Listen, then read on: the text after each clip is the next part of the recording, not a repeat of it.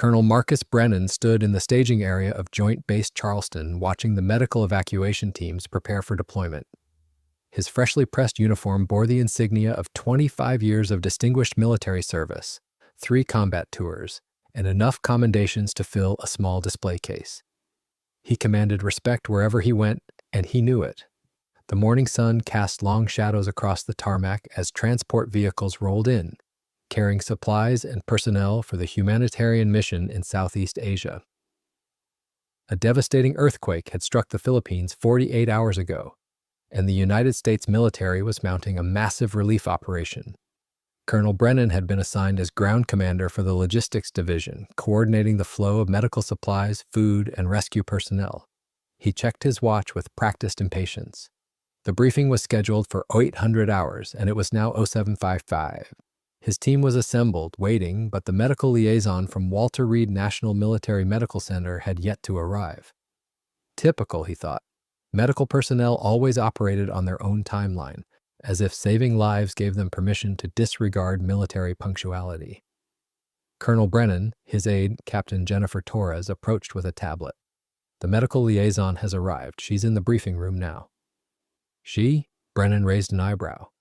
What happened to Colonel Patterson? I was told he'd be leading the medical team. Colonel Patterson had a family emergency, sir. His replacement arrived on the red-eye from Washington. Dr. Sarah Chen. Her credentials just came through. Brennan took the tablet and scanned the personnel file. Sarah Chen, age 39, emergency medicine physician, certified flight paramedic, disaster response specialist. The photo showed a woman with dark hair pulled back in a simple bun, wearing what appeared to be basic paramedic fatigues. No visible rank insignia in the photo. Typical medical civilian contractor, he assumed.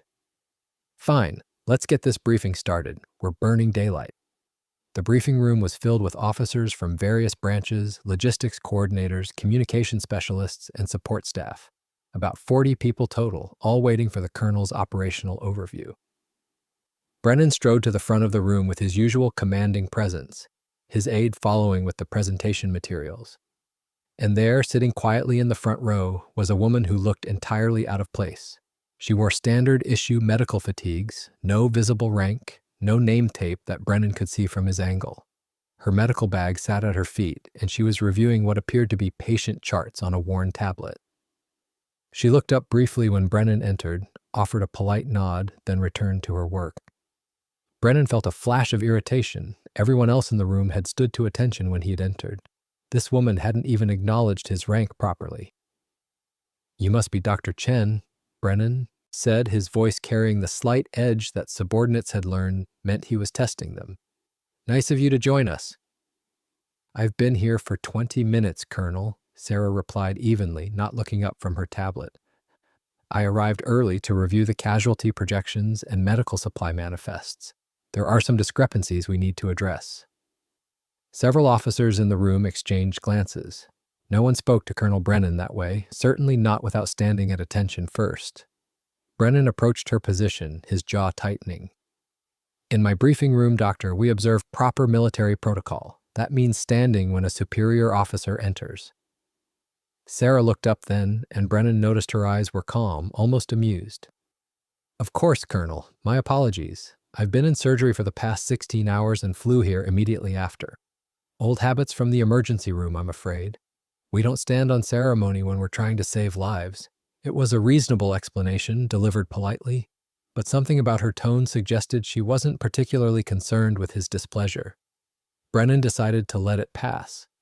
Medical personnel were often given leeway on protocol, especially the civilian contractors who hadn't been through basic training. "Let's begin," Brennan announced to the room. "This is a time-sensitive operation. The earthquake in Luzon has left an estimated 200,000 people without shelter, clean water, or medical care. Our mission is to establish 3 forward operating medical stations within 72 hours of boots on ground. We'll be working with local authorities, international relief organizations, and the Philippine military." He clicked through his presentation outlining logistics, transportation schedules, and security protocols. Sarah continued taking notes on her tablet, occasionally asking pointed questions about evacuation routes and medical supply distribution that Brennan had to admit were insightful. "Dr. Chen," Brennan said about halfway through the briefing, "since you'll be leading the medical team, perhaps you can give us an overview of your triage protocols." Sarah stood, and Brennan noticed several things at once. First, she moved with the fluid confidence of someone who'd spent significant time in uniform, not the awkward adjustment of a civilian contractor. Second, her fatigues, while appearing standard issue, were actually immaculately maintained, the kind of care that spoke to military discipline. And third, when she turned to address the room, every medical officer present immediately sat straighter. "Thank you, Colonel," Sarah began, her voice carrying easily across the room. "Our primary objective is to establish a trauma stabilization pipeline. We'll implement a 4-tier triage system: immediate, delayed, minimal, and expectant. Given the infrastructure damage, we're anticipating crush injuries, dehydration, infectious disease outbreaks, and psychological trauma." She spoke for 15 minutes, outlining medical protocols with the precision of someone who'd coordinated disaster response operations before. Brennan found himself impressed despite his initial irritation. The woman clearly knew her field. "One concern," Sarah continued, "is the supply manifest I reviewed this morning. We're short approximately 40% of the antibiotics we'll need, especially for waterborne pathogens. We also don't have enough portable X-ray units. I've taken the liberty of requesting additional supplies from Pacific Command's strategic reserves." Brennan's eyes narrowed. "You did what?" "I contacted Pacific Command's Medical Logistics Division and requested emergency authorization for additional medical supplies. Given the projected casualty rates, our current manifest is insufficient." "Dr. Chen," Brennan said slowly, his voice dropping to the tone that had made junior officers tremble, "you don't have the authority to request anything from Pacific Command. All supply requests go through my office, and I coordinate with Command. Is that clear?" Sarah met his gaze steadily. "Colonel, with respect, people are dying. The authorization I need has nothing to do with your logistics chain.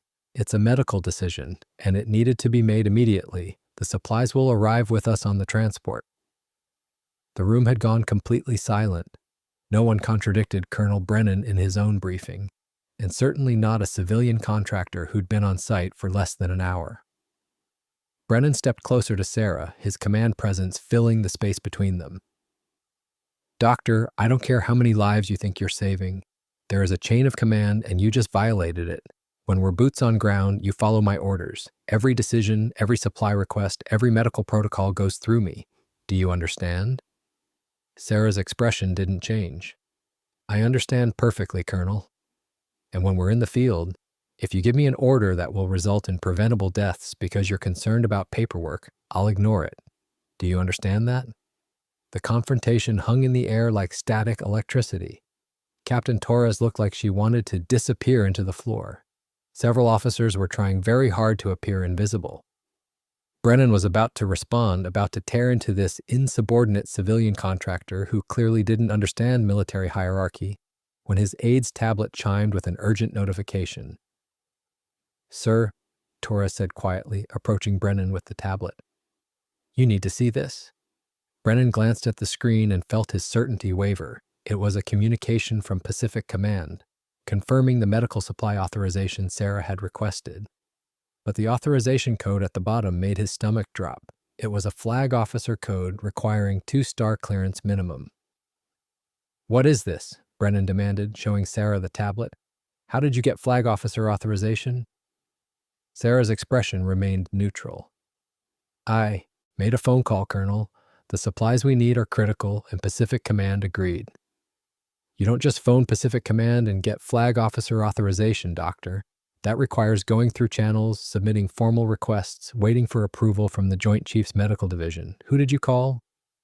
"An old colleague," Sarah replied simply. "Now, if we're done with this discussion, I'd like to continue the medical briefing. We have 47 hours until deployment, and my team needs to coordinate with your logistics people on equipment loading." Brennan wanted to press the issue, but the room was watching, and he'd already lost ground in this confrontation. He'd deal with Dr. Chen's unauthorized communications later.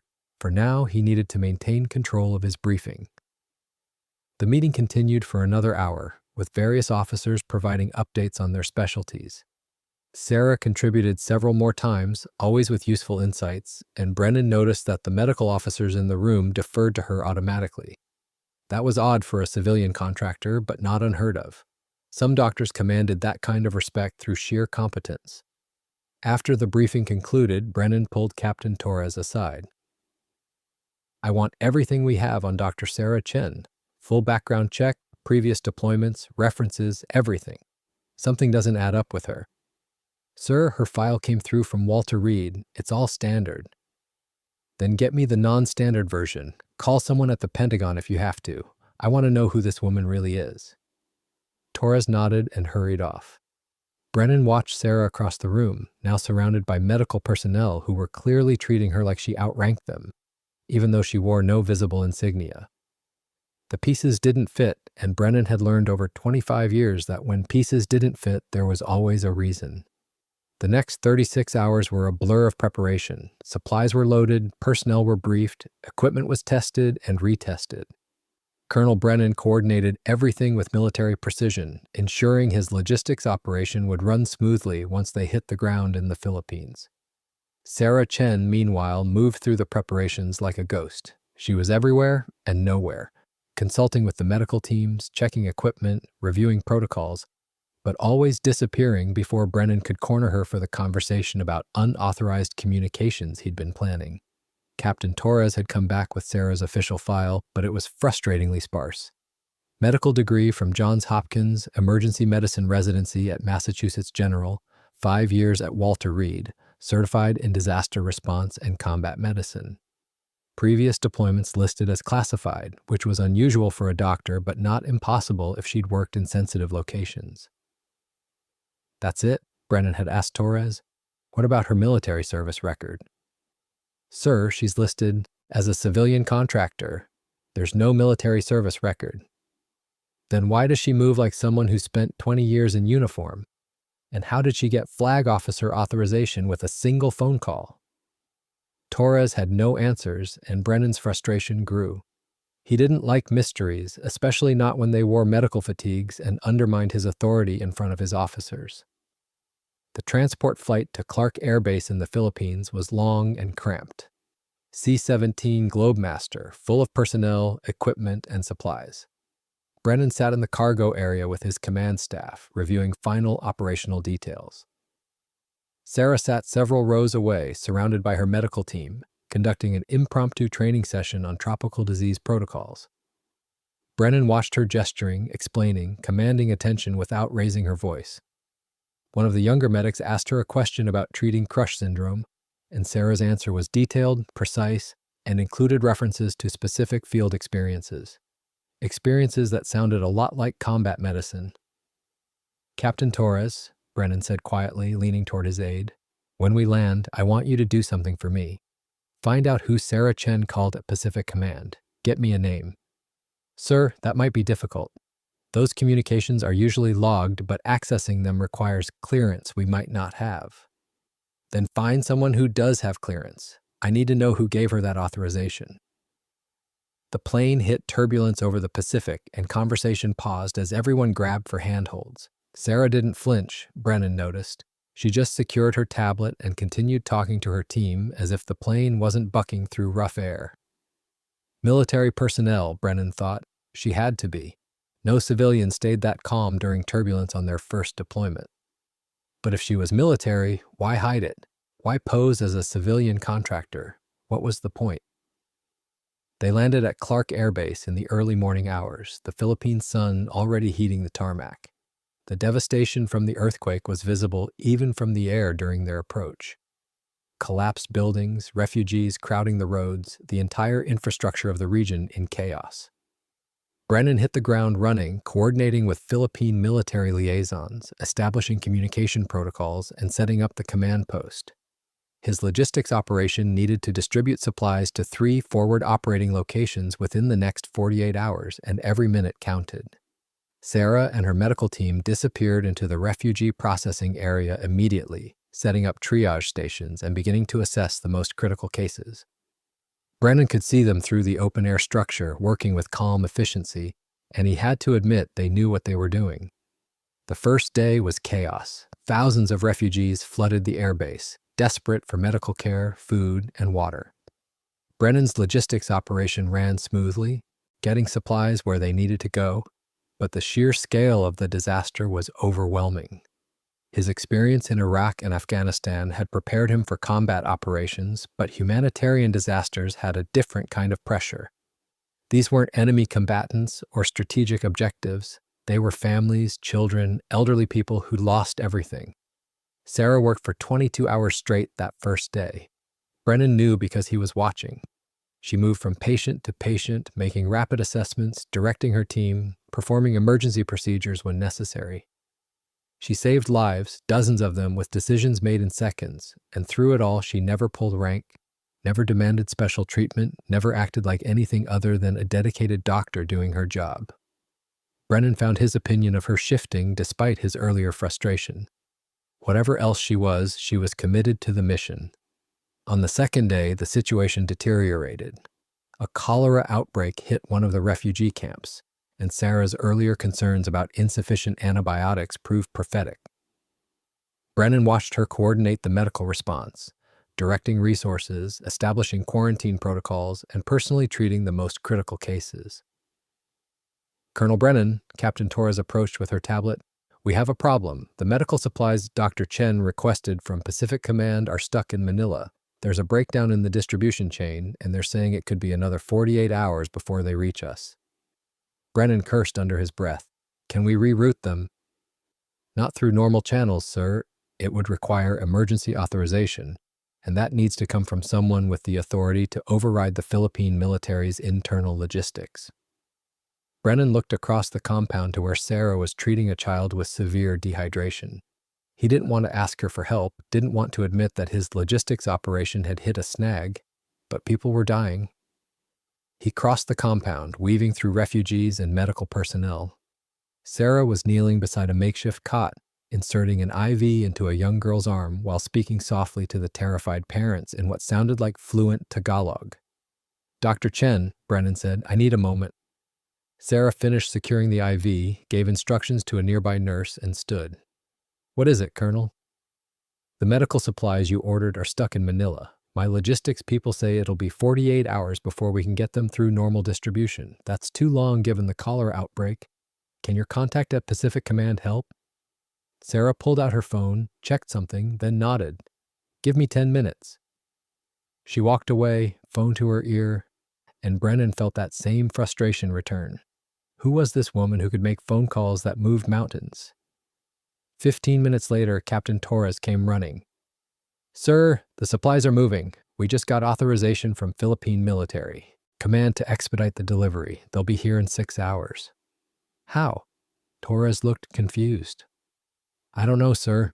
The authorization came through the Philippine chain of command, but someone at the top pushed it through, someone with serious influence." Brennan found Sarah back in the medical area, now treating an elderly man with respiratory distress. He waited until she'd stabilized the patient, then pulled her aside. "Dr. Chen, we need to talk. Now." Sarah looked at him with those calm eyes. "Colonel, I'm in the middle of treating critical patients. Can this wait?" "No, it can't. Who are you, and don't give me the civilian contractor story. I've been doing this for 25 years, and I know military bearing when I see it. You got Philippine military command to expedite those supplies in 15 minutes. That doesn't happen unless you've got connections at the very top. So who did you call?"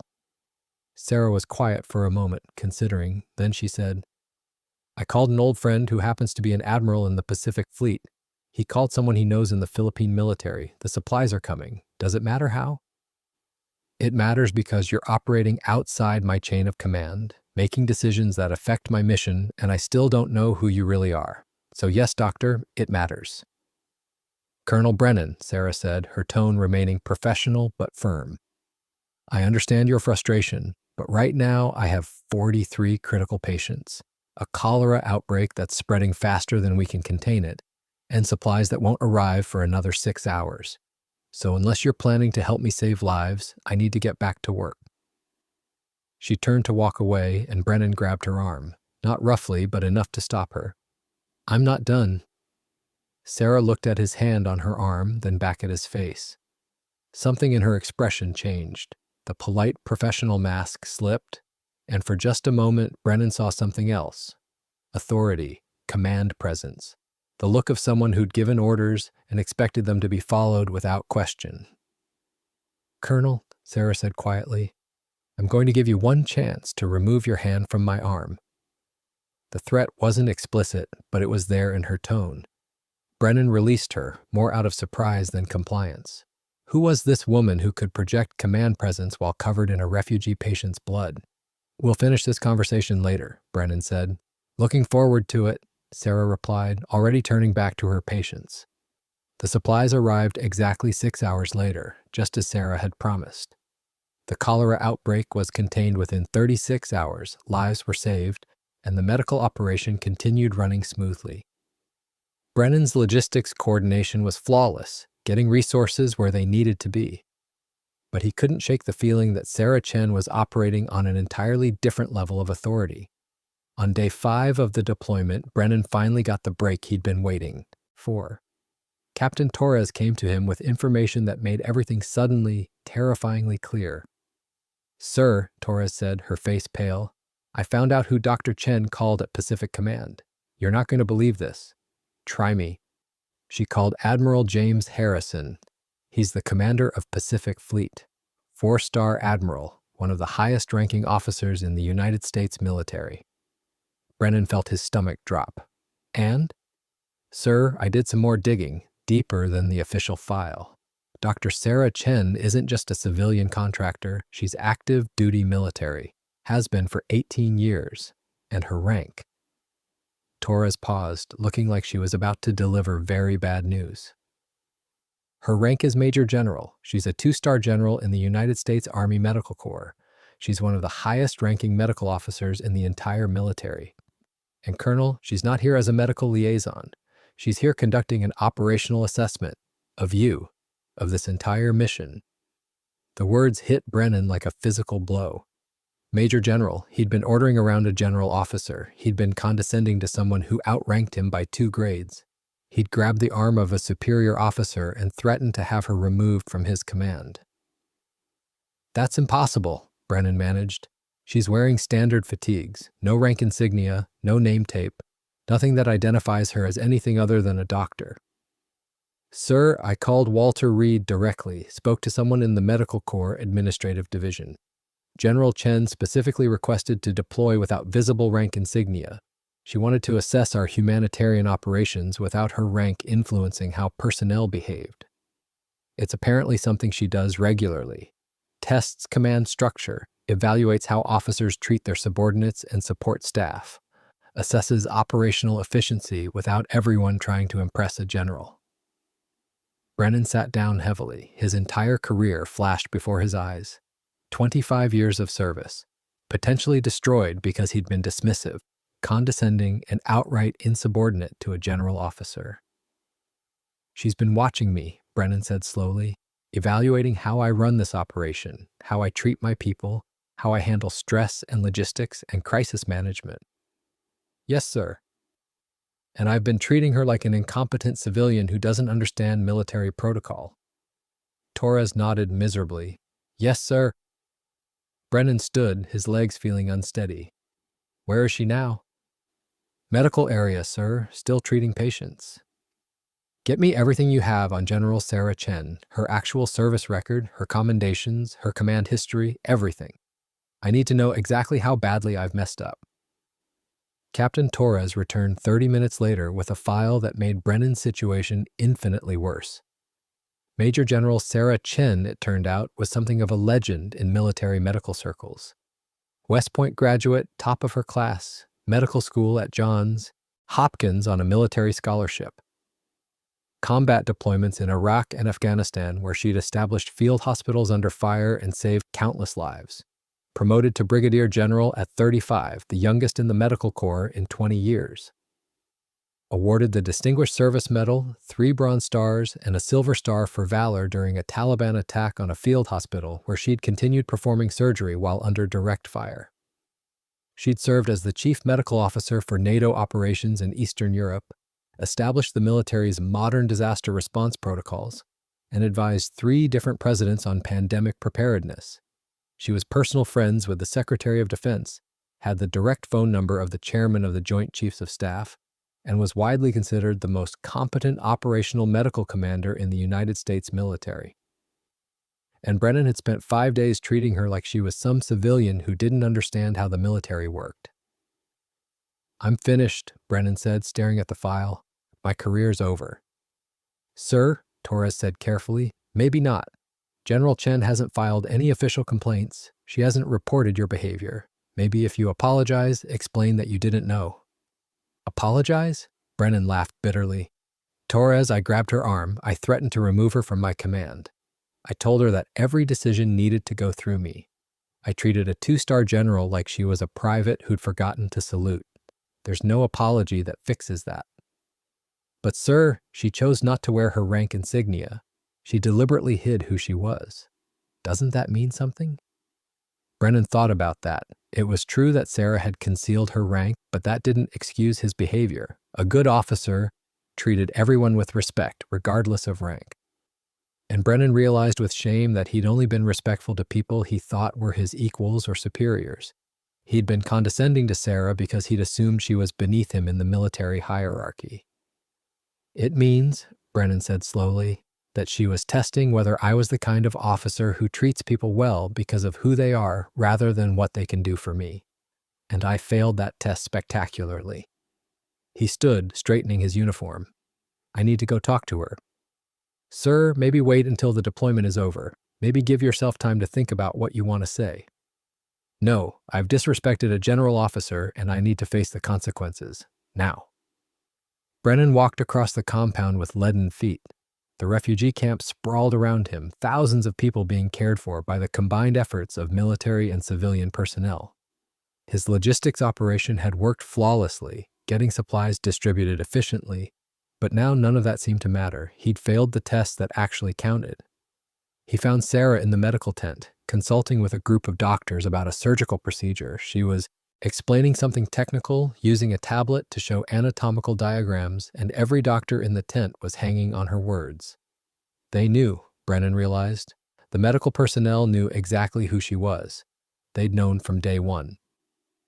Sarah looked up, saw Brennan standing at the edge of the tent, and excused herself from the consultation. She walked over to him, still wearing those same nondescript medical fatigues, still giving no visual indication of her rank. "Colonel Brennan," she said pleasantly, "how can I help you?" Brennan had prepared a speech, but now that he was standing in front of her, the words evaporated. "I know who you are," he said simply. "Major General Chen, I just found out." Sarah's expression didn't change. "Did you? Why didn't you tell me from the beginning? Why let me treat you like I was beneath you?" Sarah finished gently. "Because I wanted to see how you'd treat someone you thought was beneath you, Colonel. I've been conducting operational assessments for humanitarian missions for 3 years now. I've learned that you can tell everything you need to know about a commander by watching how they treat their support staff, their subordinates, and the people they think can affect their careers." The words stung because they were true. Brennan had been professional, even courteous to his fellow officers. But to Sarah, to the person he'd thought was just a civilian contractor, he'd been dismissive and controlling. "I apologize," Brennan said stiffly. "My behavior was unacceptable. If you want to file a formal complaint, I'll understand." Sarah studied him for a long moment. "Do you know what I've seen over the past 5 days, Colonel? My incompetence? No. Actually, I've seen a highly competent logistics officer who runs an efficient operation. Your supply distribution has been exemplary. Your coordination with local authorities has been excellent. Your command staff respects you, and your operation saved lives." Brennan blinked.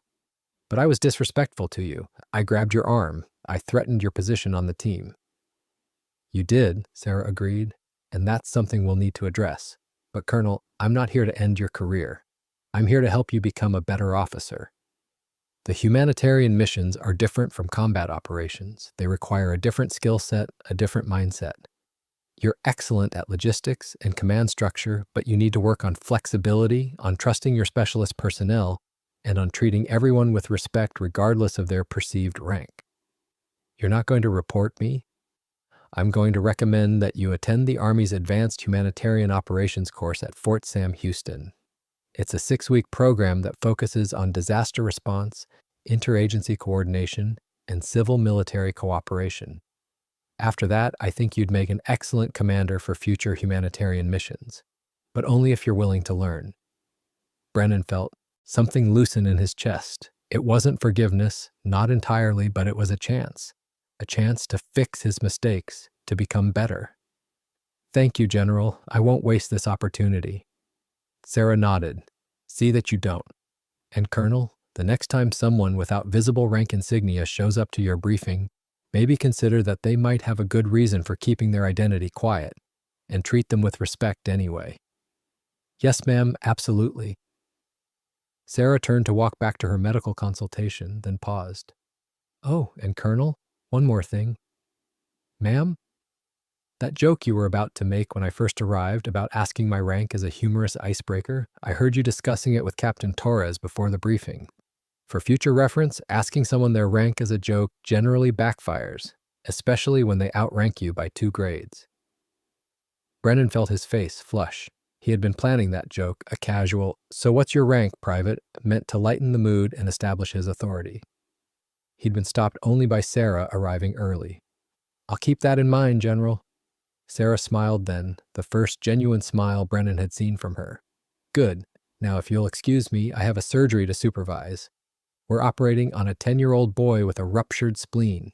If you're interested in seeing how combat surgical techniques translate to humanitarian medicine, you're welcome to observe. I'd like that, ma'am. Thank you.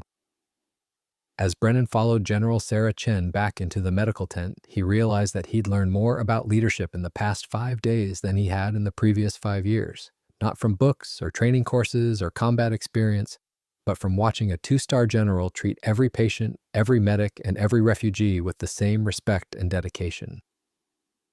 And he'd learned that real authority didn't come from rank insignia or command presence or years of service. It came from competence, integrity, and the willingness to do what was right, even when no one was watching or rewarding you for it. The deployment continued for another 3 weeks. Colonel Brennan worked alongside General Chen, learning new approaches to humanitarian operations, watching how she coordinated with civilian agencies, local authorities, and international relief organizations. He saw her diffuse tense situations with diplomacy, make impossible decisions under pressure, and never lose sight of the mission's true purpose: helping people. His opinion of her, which had started with irritation and evolved through respect, eventually became something close to admiration. General Sarah Chen was the kind of officer he'd always aspired to be, and he'd been given a second chance to learn from the best. On their last day in the Philippines, after the worst of the crisis had passed and permanent relief organizations were taking over operations, Sarah called Brennan to the command post. Colonel, your performance over the past 3 weeks has been excellent. You've adapted to feedback, improved your coordination with medical personnel, and demonstrated real leadership in crisis situations. I'm going to recommend you not just for the humanitarian operations course, but for promotion to full colonel and eventual assignment as a regional humanitarian coordinator. Brennan was speechless. General, I don't know what to say after how I treated you initially. You made mistakes, Colonel. You acknowledged them, learned from them, and became better. That's what good officers do. Now go home, take care of your family, and prepare for your next assignment. The Army needs officers who can bridge the gap between combat operations and humanitarian missions. You're going to be one of them. They shook hands, and Brennan realized this deployment had changed the trajectory of his entire career. Not because he'd impressed anyone with his existing skills, but because he'd been willing to admit his failures and learn from someone he'd initially dismissed. As the transport plane carried him back to the United States, Colonel Marcus Brennan reflected on the lesson he'd learned the hard way. Never judge someone by their appearance or their apparent rank. Never assume you know everything about a situation, and never ever ask someone their rank as a joke. Because sometimes the quiet paramedic in standard issue fatigues is actually a major general, and that's a lesson that only needs to be learned once. 6 months after the Philippine deployment, Colonel Marcus Brennan stood in his new office at Fort Sam Houston, staring at the framed commendation on his wall. The Distinguished Service Award for Humanitarian Operations, signed by General Sarah Chen herself, along with a handwritten note that read, "Leadership is measured not by the orders you give, but by the example you set. Continue growing, continue learning." The promotion to full colonel had come through 3 weeks ago, faster than he'd anticipated. The assignment as Deputy Director of Humanitarian Operations for the Pacific region had followed immediately. It was a career-defining position, one that would put him in charge of coordinating disaster response across 16 countries. And it terrified him, not because of the responsibility, though that was enormous. Not because of the logistics complexity, though coordinating multiple international agencies across vast distances would test every skill he possessed. He was terrified because he knew he'd been given this position based on potential rather than proven ability. General Chen had seen something in him worth developing, and he was desperately afraid of disappointing her. Captain Jennifer Torres, now Major Torres thanks to her own promotion, knocked on his office doorframe. "Sir, your Aero 900 briefing with the Joint Task Force coordinators is in 10 minutes. Also, you received a secure communication from Walter Reed Medical Center." Brennan looked up sharply. "From General Chen?" "No, sir." "From her office, but signed by Colonel Davis. He's General Chen's chief of staff. Says the general wants to schedule a video conference with you next week to discuss a joint training operation." Brennan felt his pulse quicken. He'd spoken to General Chen twice since returning from the Philippines, both times brief professional conversations about after-action reports and operational assessments. Each time she'd been cordial but businesslike, treating him like any other officer under her operational purview. "Confirm the appointment. And Torres, make sure I'm prepared. I want operational plans for the Pacific region ready to present, including our proposed response protocols for earthquake, tsunami, and pandemic scenarios." Torres smiled slightly. "Already prepared, sir. I learned from watching you in the Philippines that preparation prevents poor performance." "That's a General Chen lesson, not mine," Brennan admitted. "She used to say that to her medical team every morning during briefings." "Well, it's a good lesson regardless of the source." The briefing with the Joint Task Force coordinators went smoothly. Brennan presented his regional operational plans, answered questions about resource allocation and interagency coordination, and left feeling cautiously confident. He was learning to balance his natural inclination toward rigid command structure with the flexibility required for humanitarian operations. That afternoon, Brennan received an unexpected visitor. A lieutenant colonel in dress blues appeared at his office, introducing himself as Marcus Webb from the Pentagon's Humanitarian Assistance Division. "Colonel Brennan, I'm here to brief you on a developing situation. We've been monitoring increased seismic activity in Indonesia.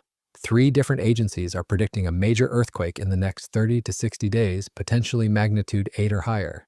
General Chen has requested that you lead the advanced planning team for American humanitarian response." Brennan gestured for Webb to sit. "What's the projected impact area?" "Sumatra, possibly extending to Java. Population density is extremely high. We're looking at potential casualties in the tens of thousands, infrastructure devastation, and a humanitarian crisis that could dwarf the Philippine operation." Webb spread out satellite images and geological surveys across Brennan's desk. The data was sobering. If the earthquake hit where predicted, it would affect some of the most densely populated areas in Southeast Asia. "What's General Chen's timeline for the planning phase?" "She wants preliminary operational plans within 2 weeks, full deployment readiness within 30 days.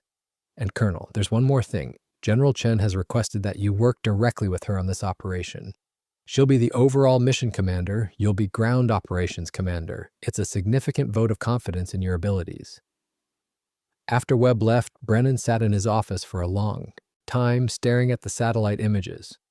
Working directly with General Chen meant his performance would be under constant scrutiny. Every decision, every protocol, every interaction would be evaluated. It was both an honor and a challenge. He reached for his phone and dialed a number he'd saved 6 months ago but never used. It rang 3 times before a familiar voice answered. "General Chen?" "Ma'am, this is Colonel Brennan. I just received the briefing on the Indonesia situation. I wanted to confirm that you've requested me as ground operations commander." There was a pause, then Sarah's voice came back, warm but professional.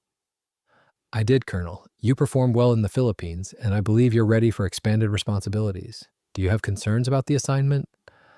No, ma'am, I'm honored. I just wanted to ensure I understand your expectations clearly. My expectations are simple, Colonel. Plan efficiently, execute professionally, and treat every person involved in the operation with respect. You've demonstrated you can do all three. Now you need to prove you can do it at scale. I won't let you down, General. I know you won't. I'll see you at Walter Reed next week for the planning conference. Come prepared with preliminary operational concepts. And Colonel, bring that flexibility you learned in the Philippines. We're going to need it. The line went dead, and Brennan sat back in his chair. General Chen's confidence in him was simultaneously reassuring and terrifying. He'd spent 25 years building a military career, but the past 6 months had taught him that everything he'd learned about command was incomplete. Real leadership, the kind General Chen demonstrated effortlessly, required not just tactical competence, but emotional intelligence, cultural awareness, and the ability to inspire without demanding. Over the next 2 weeks, Brennan threw himself into planning. He coordinated with international relief organizations, consulted with seismologists and disaster response experts, and developed operational protocols that balanced military efficiency with humanitarian sensitivity. Major Torres worked alongside him, often late into the night, refining logistics chains and communication protocols. Sir, Torres said one evening as they reviewed supply manifests, can I ask you something personal? Go ahead. What was it like, finding out that Dr. Chen was actually a general? I mean, you spent days treating her like she was just another medical contractor. Brennan leaned back in his chair, remembering. It was humbling, Torres. Humiliating, actually. I'd spent 25 years believing I understood military hierarchy, believing I knew how to read people and situations. Finding out I'd been completely wrong about someone who'd been standing right in front of me, that shook everything I thought I knew about leadership. But she didn't destroy your career. She could have. She could have, Brennan agreed. But General Chen isn't interested in destroying careers. She's interested in building better officers. That's what makes her exceptional. She sees potential where others see failure. She gives second chances when most commanders would write someone off. Torres was quiet for a moment. I heard a story about her from someone at Walter Reed. During her deployment in Afghanistan, a young lieutenant made a critical mistake that got 3 soldiers wounded. Instead of court-martialing him, General Chen spent 6 months mentoring him, teaching him, helping him become better. That lieutenant is now a major and one of the most respected medical logistics officers in the Army. That sounds exactly like something she'd do, Parm, Brennan said. The planning conference at Walter Reed was held in a secure briefing room with representatives from 6 different military branches, 4 international relief organizations, and representatives from the Indonesian government. General Sarah Chen presided over the conference, wearing her full-dress uniform with 2-star insignia clearly visible, commanding the room with quiet authority. Brennan presented his operational plans, outlining staging areas, supply distribution networks, medical treatment facilities, and coordination protocols. He'd learned from the Philippines to build flexibility into every plan, to anticipate that field conditions would never match desktop scenarios, and to prioritize adaptability over rigid adherence to procedures. General Chen listened intently, occasionally asking pointed questions that revealed depths of strategic thinking Brennan was still learning to match. When he finished his presentation, she nodded approvingly. Solid work, Colonel Brennan. You've incorporated lessons learned from the Philippine operation and expanded them appropriately for the larger scale we're anticipating. I have a few adjustments to suggest, but overall, this is an excellent foundation. The adjustments General Chen suggested were minor but significant, fine-tuning resource allocation and improving communication protocols between military and civilian agencies. Brennan took notes furiously, recognizing that each suggestion came from hard-won experience he didn't yet possess. During a break in the conference, Brennan found himself alone with General Chen in the hallway outside the briefing room. She was reviewing something on her tablet, and he hesitated before approaching. General Chen, may I have a moment? She looked up, smiled slightly. Of course, Colonel, what's on your mind? I wanted to thank you for the recommendation, for this opportunity, for not ending my career when you had every right to. I know I didn't make a good first impression in Charleston. Sarah's expression softened. Colonel Brennan, can I tell you something about first impressions? Please. I grew up as the daughter of Chinese immigrants in a small town in Idaho. I was the only Asian kid in my school, the only girl who wanted to join the military, the only person in my family who didn't become a doctor or engineer the traditional way. People made assumptions about me my entire life. They assumed I was quiet because I was submissive. They assumed I was smart because of stereotypes. They assumed I couldn't handle military service because I was small and female. She paused, looking out the window at the Walter Reed campus.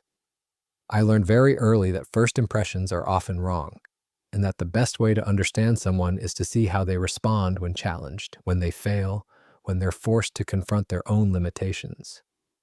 You failed the initial test in Charleston, Colonel. But you passed the test that mattered. You acknowledged your mistakes, you learned from them, and you became better. That's the mark of a true leader. Brennan felt something shift inside him, a final piece of shame releasing.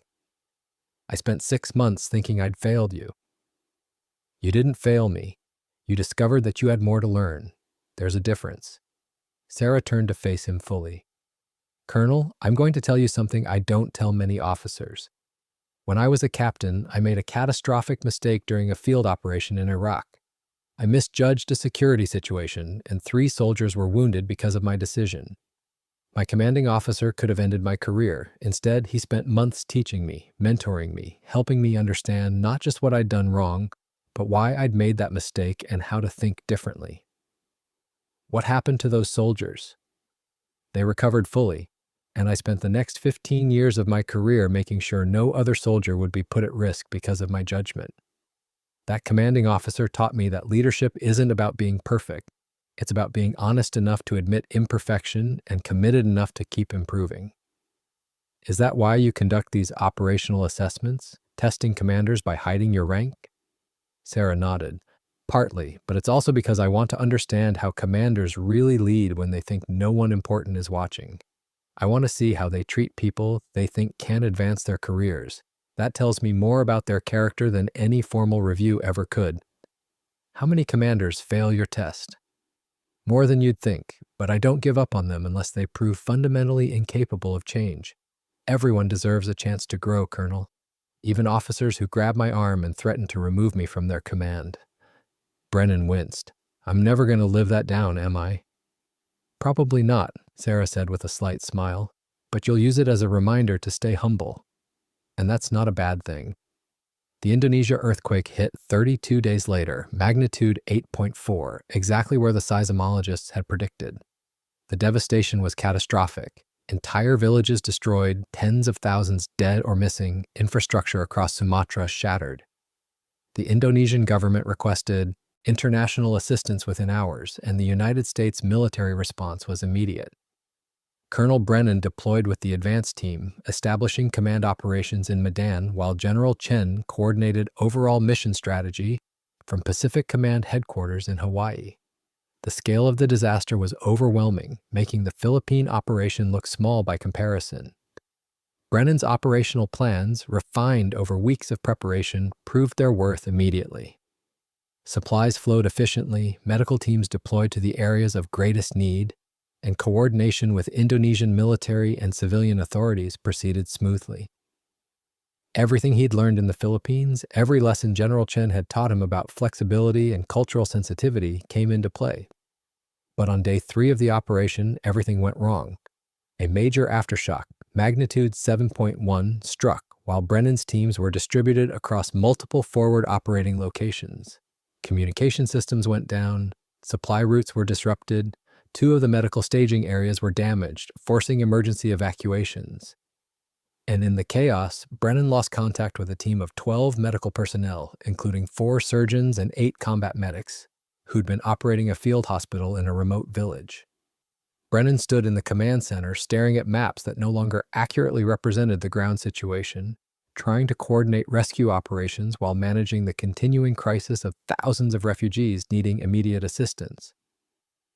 Major Torres was on 3 different radio channels simultaneously, trying to reestablish communications with the forward teams. "Sir," one of the communication specialists called out, We have partial contact with the missing medical team. Audio only, very weak signal. They're requesting emergency extraction. The field hospital collapsed in the aftershock, and they have multiple casualties, including their own personnel. Brennan moved to the communication station. This is Colonel Brennan. Report your situation. A crackling voice came through, barely audible. Colonel, this is Captain Morrison. Our field hospital is destroyed. We have 17 critical patients and 3 of our own personnel with serious injuries. The village is cut off by landslides. We need immediate medical evacuation, but the local airstrip is unusable. Brennan looked at the map. The village was in a mountainous region, accessible only by a single road that the aftershock had almost certainly destroyed. Helicopter extraction would be difficult in the terrain, and night was falling in 6 hours. Captain, hold position. We're coordinating extraction now. Can your casualties survive overnight if necessary? The pause before Morrison answered told Brennan everything he needed to know. Some of them, sir, but we have at least 4 patients who won't make it without surgical intervention in the next few hours, and our injured personnel need evacuation, urgently. Brennan made rapid calculations. The closest medical facility with surgical capabilities was 3 hours away by helicopter, assuming they could find a landing zone near the village. The terrain was treacherous, the weather was deteriorating, and flying in these conditions risked additional casualties. Torres, Brennan said quietly, get me General Chen, secure channel. 30 seconds later, General Chen's face appeared on the video screen. She was in the Pacific Command Operations Center, surrounded by staff officers and situation displays. Colonel Brennan, I've been monitoring your situation. What do you need? Ma'am, I have a medical team cut off in the mountains with critical casualties, including their own wounded personnel. Extraction is high risk, but without it, people will die. I need your authorization to launch a nighttime helicopter mission into mountainous terrain with deteriorating weather. Sarah's expression remained calm, but Brennan could see the calculations happening behind her eyes. She was weighing risks, considering alternatives, drawing on decades of experience making impossible decisions. What's your assessment of mission success probability, Colonel? Brennan had already done the math. 60% chance of successful extraction with no additional casualties. 20% chance of successful extraction with minor injuries to rescue personnel. 20% chance of mission failure, including possible loss of the rescue helicopter and crew. And if we wait until morning, we lose at least 4 patients, possibly more. Weather forecast shows conditions worsening overnight. Morning extraction might be even more dangerous. Sarah was quiet for a moment, then said, Colonel, this is your decision to make. You're ground commander. You understand the situation better than anyone at Pacific Command. I trust your judgment. What do you want to do? It was a test, Brennan realized, not a malicious one, but a genuine evaluation of his command capability. General Chen was giving him the authority to make a life or death decision, backing him with her trust rather than imposing her will. I'm launching the rescue mission, General. We don't leave our people behind, and we don't let patients die because we're afraid of risk. Approved, Sarah said immediately. Execute your mission, Colonel, and Brennan, I'll be monitoring from here. You've got this. The helicopter mission launched 45 minutes later. 2 Blackhawks with experienced pilots, a medical team, and rescue specialists. Brennan coordinated from the command center, watching through drone footage as the helicopters navigated treacherous mountain terrain in fading light. The extraction was textbook perfect, despite the challenging conditions. The pilots found a landing zone within half a kilometer of the collapsed field hospital. The rescue team reached the stranded medical personnel, stabilized the critical patients, and loaded everyone onto the helicopters within 38 minutes. The entire operation, from launch to successful return, took just under 3 hours. All 17 patients survived. The 3 injured medical personnel received treatment and recovered fully. And Colonel Brennan earned the respect of every person involved in the Indonesia operation by demonstrating that he'd learned the most important lesson General Chen had taught him. Good leadership sometimes means taking calculated risks to do what's right.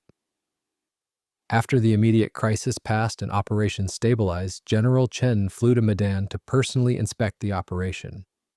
She arrived unannounced, walking into the command center wearing field fatigues and a soft cap, looking more like a visiting doctor than a 2-star general. Brennan saw her enter and immediately stood, as did everyone else in the command center. "General Chen, we weren't expecting you." "I know, that's intentional." Sarah surveyed the command center, taking in the organized chaos of a fully operational disaster response headquarters.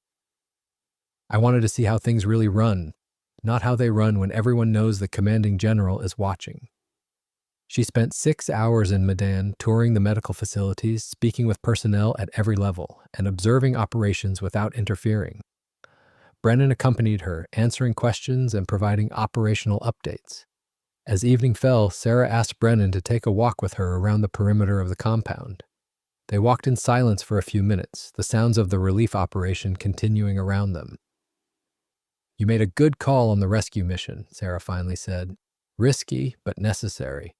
The old Colonel Brennan from Charleston might have chosen the safer option, waiting until morning, protecting himself from potential criticism." "The old Colonel Brennan from Charleston would have made a lot of mistakes," Brennan admitted. "I'm still learning, but I understand now that command isn't about protecting yourself. It's about making the hard calls that need to be made." Sarah stopped walking, turned to face him. "Colonel, I'm going to tell you something that stays between us. Understood?" "Yes, ma'am." "I requested you for this operation specifically because I wanted to see if the growth you demonstrated in the Philippines was genuine, or if it was just situational adjustment. I needed to know if you could lead effectively at scale, under extreme pressure, with lives depending on your decisions." Brennan felt his stomach tighten. "And?" "You exceeded my expectations. Your operational planning was excellent. Your crisis management during the aftershock was exemplary. Your decision-making on the rescue mission was exactly what I would have done. You've proven that you're ready for expanded responsibilities." "Thank you, General. That means more than I can express.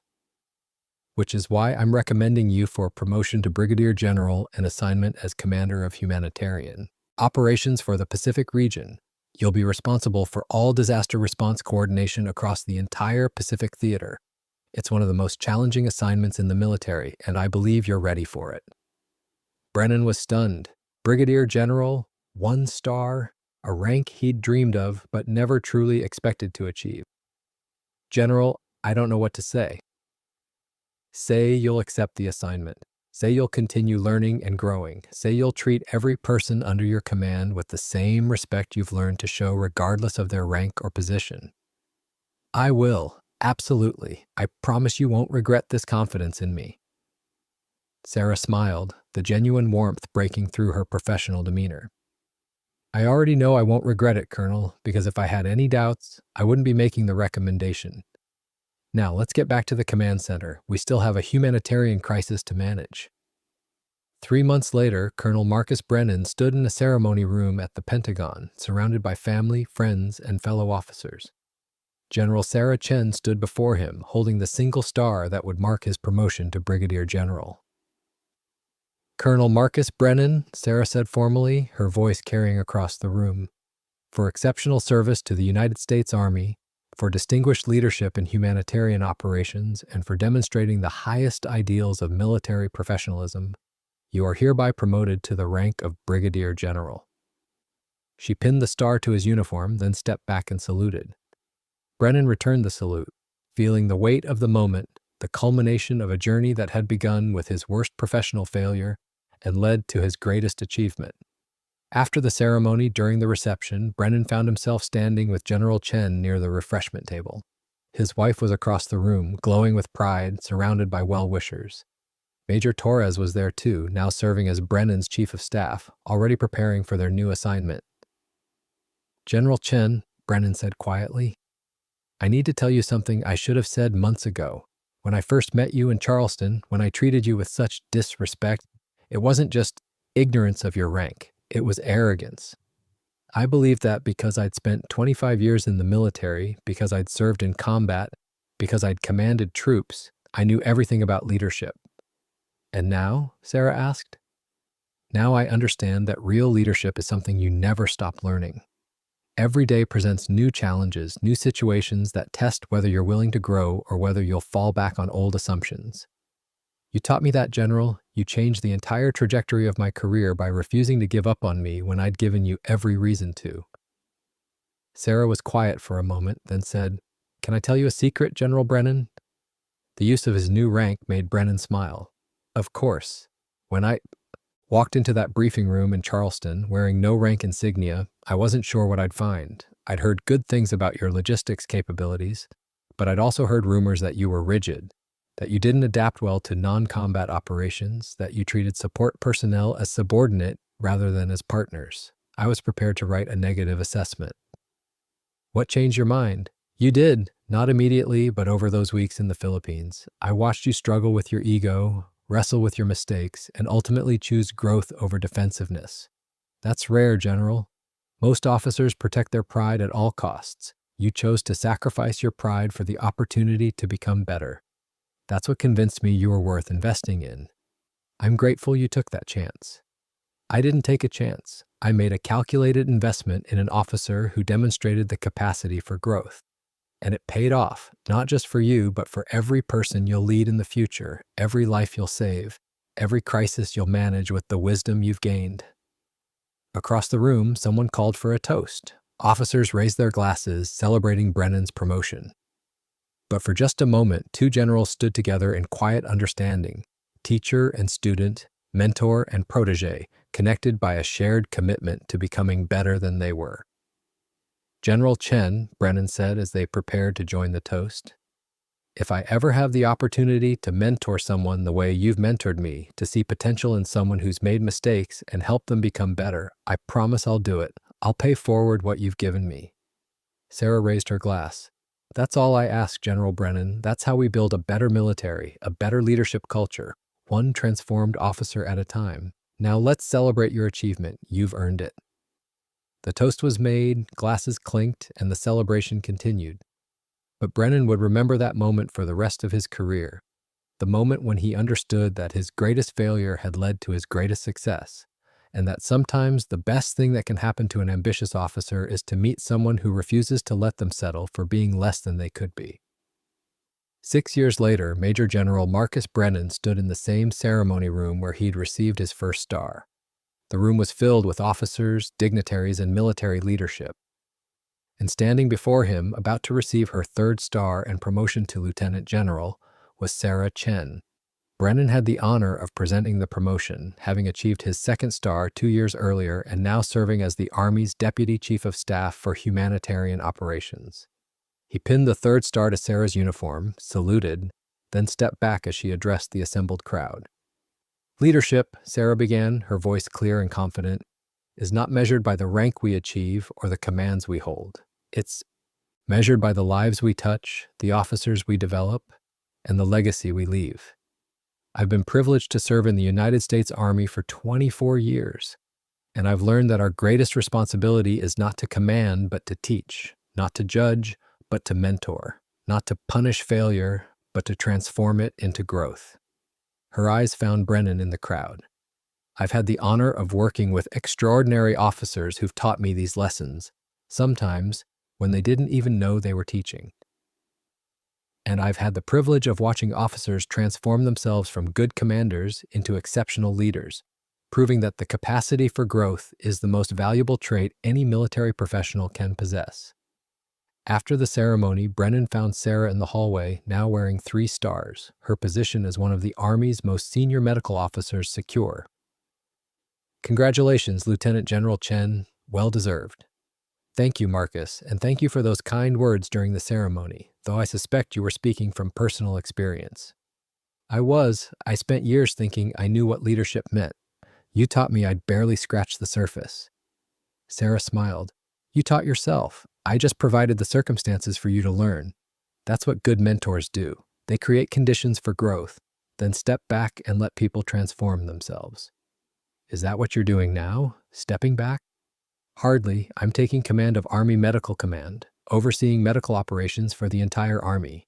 It's the culmination of everything I've worked toward for 2 decades. But Marcus, I need something from you." "Anything." "I need you to continue what we started in the Philippines. Keep conducting those operational assessments. Keep testing commanders by seeing how they lead when they think no one important is watching. Keep identifying officers with potential and helping them become better. The Army needs that program, and you're the perfect person to lead it."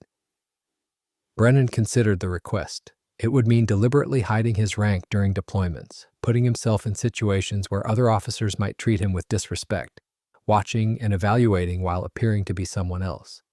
It would mean experiencing over and over the same humbling lessons he'd learned 6 years ago in Charleston.